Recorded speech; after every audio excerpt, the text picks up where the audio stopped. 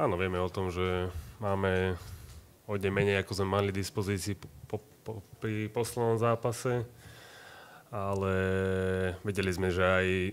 ak sa postupí, tak my sme mali hrať toho 30. Takže čo my sme urobili ako maximum, ako realizačný tým, bol to, že chalani dostali včera voľno. Naozaj to vypätie fyzické a psychické bolo veľké, takže chalani si zaslúžili deň voľna a dneska tiež na programe je ľahký tréning, nič ťažké, nech tí chalani naozaj čo najviac regenerujú, už veľa natrénovať nemôžeme, predsa sme na konci sezóny a dôležité len to, aby sa dali po fyzickej a psychickej stránke chalani dokopy. Tak ja som strašne pyšný na toto mužstvo, na chalanov, ktorí si to určite zaslúžili, lebo mali fantastickú kvalifikáciu a myslím si, že Slovensko sa ukázalo vo veľmi dobrom svetle aj v tejto skupinovej fáze a zaslúžene postúpilo zo skupiny, takže som na nich nesmierne pyšný. A pravda, že takisto som pyšný aj na realizačný tím, lebo naozaj odvedol fantastickú prácu odtedy, ako sú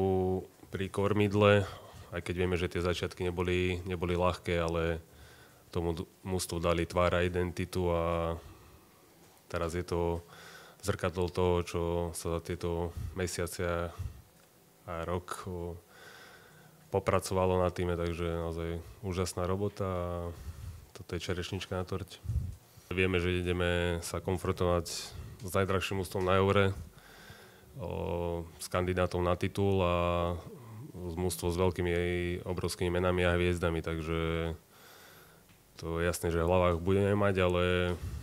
myslím si, že pod väčším tlakom sú oni, lebo oni musia. My nie a to môžu byť v našich hlavách troška výhoda, takže toto je fajn, ale nastavení určite sú aj chalani, aj my, že do toho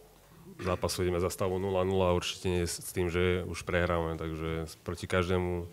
súperovi sa dá. Vo futbale je to vidieť, že každý s každým dokáže hrať a na tejto úrovni to platí dvojnásobne. Nejaká extra motivácia na takýto zápas, myslím, že ani netreba hrať proti jednom z najväčších tímov na svete, súčasne najdrahšiemu tímu na Eure, takže to sú motivácie ako hrom a ďalšia etá, že môžu byť